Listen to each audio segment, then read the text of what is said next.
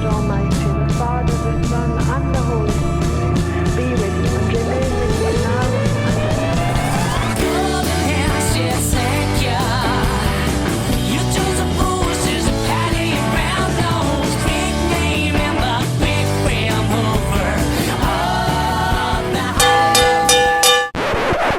Hi there everyone, Jack here again at the Vinyl Voyage. So no quiz today, we're back to showing records, and specifically psychedelic records from the 1990s. And what a great time that was for neo-psychedelia. The bands were still looking back to the 60s for influence and inspiration, but at the same time, they've got a wholly different sound and coming up with their new ideas and how they could move the kind of psychedelic genre forward. And it started to splinter as well. There's so many different types of sounds and not just the kind of retro sound of, 1960s US psychedelia or British psychedelia. It has kind of changed a little bit. Now, a lot of the bands that I'm going to show today the recordings are quite lo-fi. Some of them are very, very lo-fi. I'm going to show 2 big hitters and 3 more obscure bands. But to begin with, I picked this up the other day, really, really pleased to add this to my collection. This is an absolute beauty of an album. It's Spiritualized's debut, Laser Guided Melodies from 1992. And most of you, I'm sure, will know Spiritualized. This is, I think, probably either this or Ladies and Gentlemen Were Floating in Space would be my favourite Spiritualized album. But yeah, this is just really, really good. It's really dreamy and really slow. It just moves along at a snail's pace, but really trippy sound to it, and just an album that just washes over you when you listen to it for an hour. It's just over an hour long. This comes on 2 LPs. This was a UK first press, but it came on 2 LPs, and it was kind of color coded into these segments. So you've got the Red Suite that begins with "You Know It's True," which is an absolutely beautiful song, into "If I Were With Her Now" and "I Want You." Then it goes into this green suite, then you've got the blue and then the black, and the same with the inners are all colour coded as well. This is a lovely, lovely copy, pretty much flawless. Finishes on this black here. A couple of quotes. "Step in, turn out the lights. A lot of stuff has been written about Spiritualized. Now you're in, and the sound cascades round the bass swell. None of it matters much. What matters, expressed from rugby via the heavens, is that surge that comes in. You know it's true, and what follows." Now, this really is true. It has got like really swelling melodies. The thing that I think that's really interesting about this, I was talking about lo-fi records. This was recorded for about £3,000, which wasn't a lot of money, even in the 90s, to record an album. However, this wasn't really recorded in a conventional studio. It was recorded in Rugby, in a little studio just round the corner from Jason Pierce, the main man of Spiritualized, just round the corner from his flat. And it wasn't really a conventional studio. It was a studio that was set up to record adverts and advertisement jingles. So when Jason Pierce recorded this, he basically, Spiritualized was assembled out of the ruins of Spacemen 3. It was pretty much Spacemen 3 without Pete Kember, and they augmented the band with Kate Radley, his then girlfriend. But yeah, this was recorded in this little kind of lo-fi studio, and it was then sent away, I think, to studios in Bath and London, where all these strings and orchestration was added. And you know that old phrase, you can't polish a turd, but you can roll it in glitter. I think that would definitely be the case for Laser Guided Melodies, because Jason Pierce himself had said he couldn't believe what was done to this album in post-production. You know, you've got flute in there, trumpets, baritone, tenor and alto, saxophones, cellos, violins, as well as all the different instruments that were used by the actual band themselves. Dulcimers, autoharps, Kate Radley's, that kind of farfisa organ that she uses is such an amazing sound. But yeah, really, really good. You know, there's loads of reverb on there. It's really, really dreamy. It's almost like wading through glue. It's so kind of slow and yeah, really representative, that brilliant cover as well. But yeah, I love this album. Really, really good. I'll just show you the vinyl.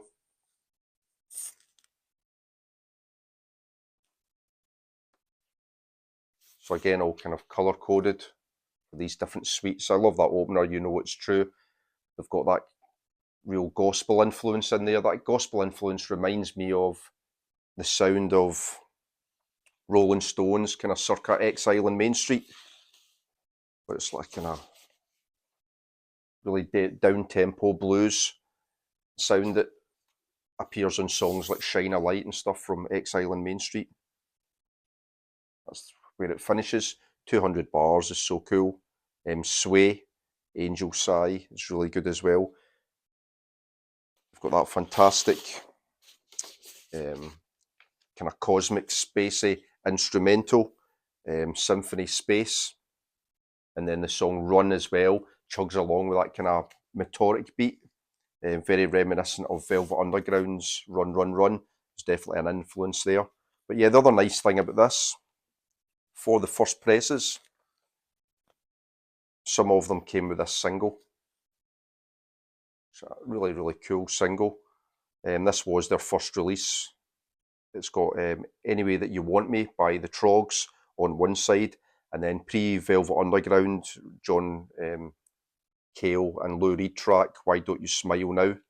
So really cool as well to get that. But yeah, so pleased to add that to my collection. That was Spiritualized with Laser Guided Melodies. Next up, we've got a bona fide lo-fi DIY kind of buried treasure from 1990. This is All Aboard the Mine Train by The Modern Art. And if you've not heard of The Modern Art before, it was really the project of a guy called Gary Raman, who'd been kicking around since the early 80s, putting out DIY cassettes on the acid tapes label.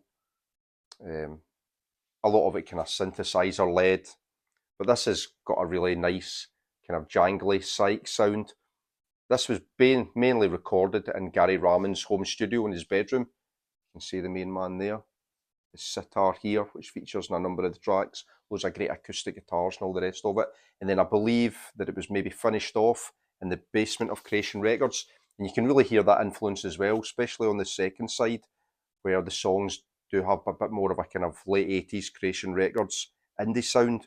But yeah, that opening track, Mine Train, is an absolute beauty. Girl in the White Sports Car's brilliant as well. Really good stuff. They're all Gary Raman tracks, bar Circle Sky,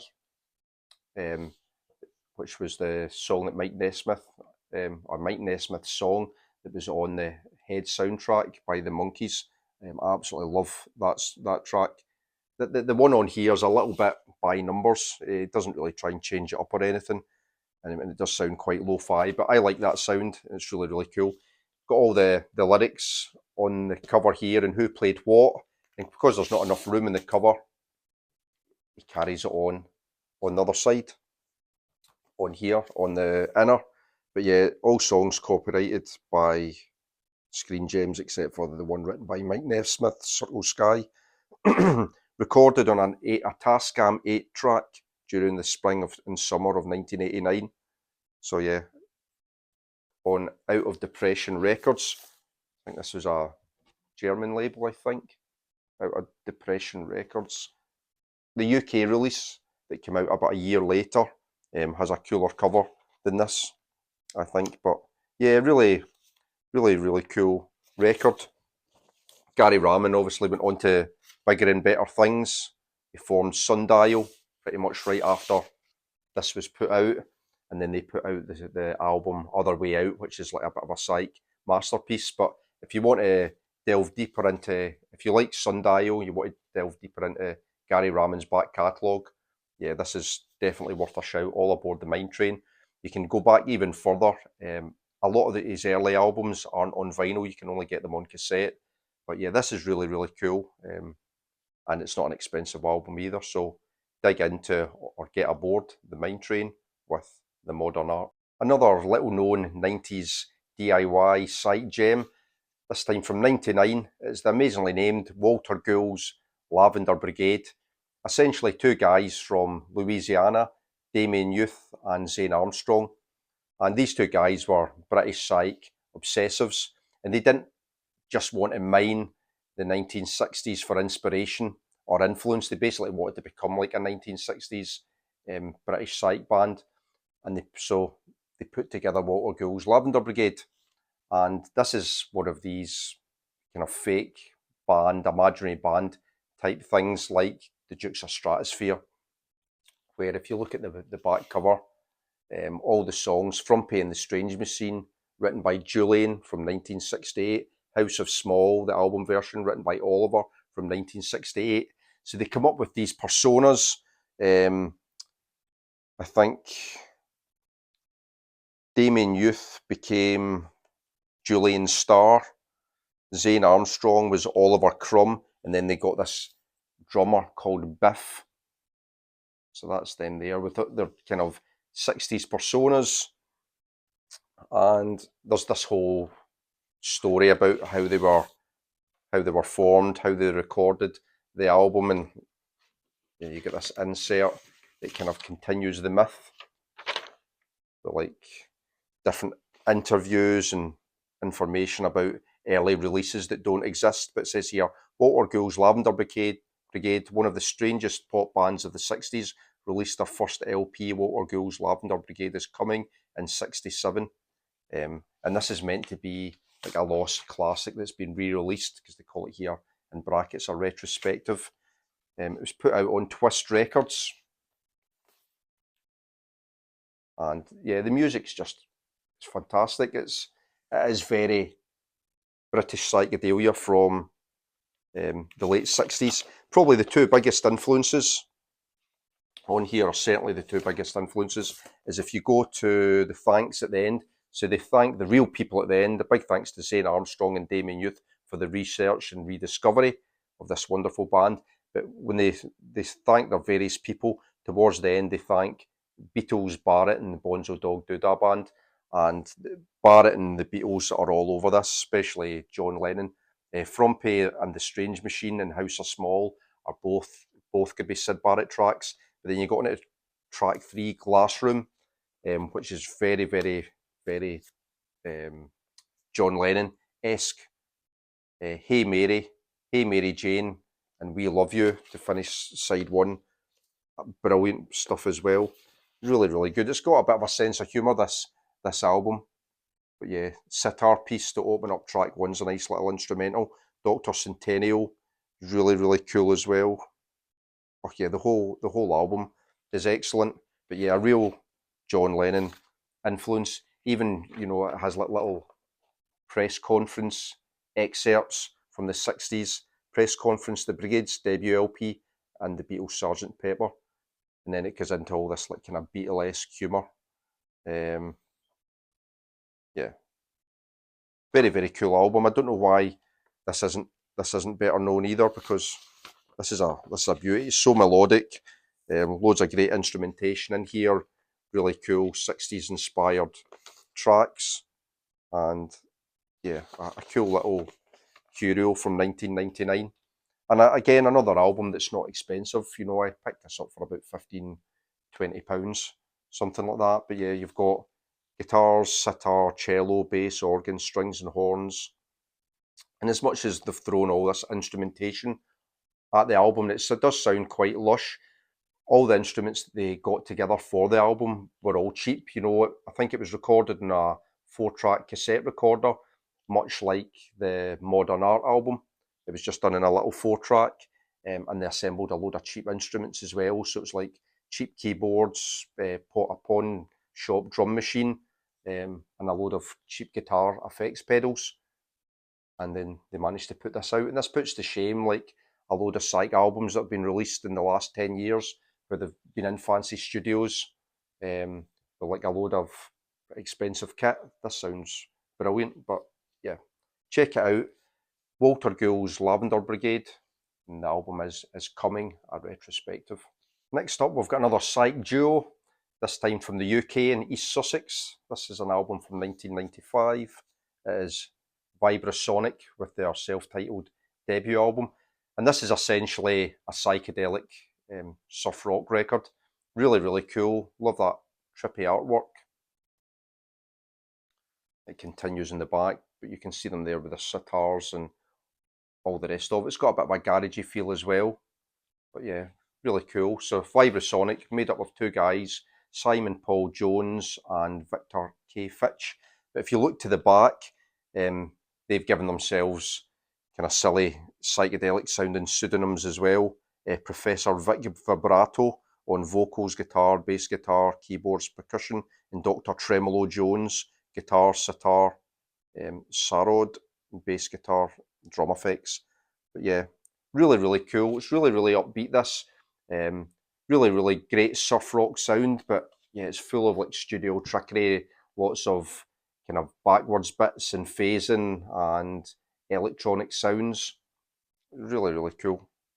I said this is their first album. I think they've got 3 albums, and all the ones I've heard have been really good. Yep Records. But again, another cheapie. I think I picked this one up for, was it £10? I think I paid a tenner for this. But yeah, another little known great psych album from the 90s.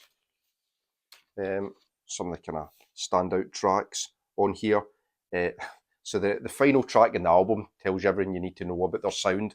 It was called The Surfing Secret Agent A Go-Go. So it's got that kind of 60s go-go influence, the surfing influence, and then yeah, this kind of secret agent swinging 60s kind of sound to it as well. So yeah, really cool. In fact, there's a few really cool track names on here. All That Glitters is really good. The track that opens up side 2, as is Tijuana Marijuana, which is a cool title, The Sea of Stars. But yeah, all of it's really good. Quite a lot of it's quite instrumental, as you would expect with a lot of surf rock. But definitely worth your time. If you like psych and you like something a bit different, pick this up for a tenner. It's a no-brainer. Vibra Sonic, their self-titled album from '95. So finishing up with one of the big guns from 1990s psychedelic rock, it is the ever-prolific The Brian Jonestown Massacre, with their 3rd album from 1996 alone, Thank God for Mental Illness. Now yeah, what a prolific year that was for Brian Jonestown Massacre. They'd released Take It From The Man, then they'd released their Satanic Majesty's Second Requests, and then this, which is a bit more of a stripped back sound, but fantastic nonetheless. It's very acoustic, acid folk, with a kind of bit of a country feel. It sounds like it was recorded by a religious cult. I love the title, and I love that artwork as well. That's the band's maraca player, Joel Gijon, looking suitably deranged on the front cover. Then you've got another great picture on the back with the Brian Jonestown Massacre's main man, Anton Newcombe, there, looking kind of spaced out. Says here, question, Anton, did you sell your soul? Answer, well, I tried, but the line was so long, I said, fuck it. So yeah, love the Brian Jonestown Massacre, and this is a really great album. Now the fantastic thing about this one, this was during their golden period, or for me, the Brian Jonestown Massacre's golden period, and while it's, you know, the peak of their powers, I think, it was still recorded for pennies. It says here, produced by Anton, recorded July the 11th, 1996, live at our house for a total cost of $17.36. No shit, if you can't dig it, you ain't got no shovel. And yeah, the rumour is that it was recorded in a day, and I think that's what the Brian Jonestown Massacre did. Round about that time, they kind of begged, borrowed and stole any kind of recording time they could, and then yeah, they got kitted out at their house with some cheap recording gear, and produced this absolute beauty. And if you're familiar with the Ondi Timoner documentary Dig, about the Brian Jonestown Massacre and the Dandy Warhols, a lot of the focus of that documentary is from around that time, and there's lots of great footage of the Brian Jonestown Massacre recording this album. But yeah, it's full of really, really cool songs. Spanish Bee, the opener, is really good. It Girl, Ballad of Jim Jones is one of these ones that sounds like it was recorded by a religious cult. The subject of the song, obviously, is Jim Jones. Go again. Thank God for mental illness. I think that was Anton Newcomb's response to his parents, who were continually telling him, as when he was a teenager, that he wasn't right in the head, that he had mental problems. That was his response. Well, thank God for mental illness. You can see the band down there, Matt Hollywood, Anton Newcomb, the rest of the guys. Miranda Lee Richards sings in a number of the tracks on here. There's a cool bit in the Dig video as well, where after they've recorded this, they go to do some publicity shots up in the mountains. They're all dressed in white, like a religious cult. Yeah, love the Brian Jonestown Massacre, always pushing the boundaries, always trying to do something new. And unlike the kind of narrative that you got in the documentary Dig, where Dandy Warhols were kind of seen as the band that were going places, and Brian Jonestown Massacre were the perennial losers. Fast forward 20 odd years, and the absolute opposite is true. Brian Jonestown Massacre still pushing out great albums, still changing up their sound from time to time as well. And yeah, I can't get enough of this. I think this is when they were at their best. Love this album. Thank God for mental illness. So there we have it, 5 absolutely classic neo-psychedelic lo-fi masterpieces from the 1990s. And these 5 albums, what they really go to show is that you don't need lots of studio time, you don't need fancy studio equipment, you don't need to throw a lot of money at an album to make a great record. You know, the case in point, that Brian Jonestown Massacre album, recorded in a day for less than $20, and people are still listening to it more than 20 years later. It's an absolutely brilliant record. You would never believe that it was recorded for less than $20. What's more important than the money and all the fancy equipment is putting your heart and soul into the music, the creativity, and really approaching your music with passion. And for me anyway, that's always what wins out in the end. That's the kind of stuff that I like. So I hope you enjoyed the video. I hope that you maybe discovered a new band from watching the video, maybe something else to explore, or you enjoyed the chat about one of your old favourites. In the comments, I'd love to hear any other recommendations about lo-fi neo-psychedelic masterpieces, either old or new. And yeah, any comments about those albums, any other information, I would love to hear that as well. So until the next one, see you later. Bye for now.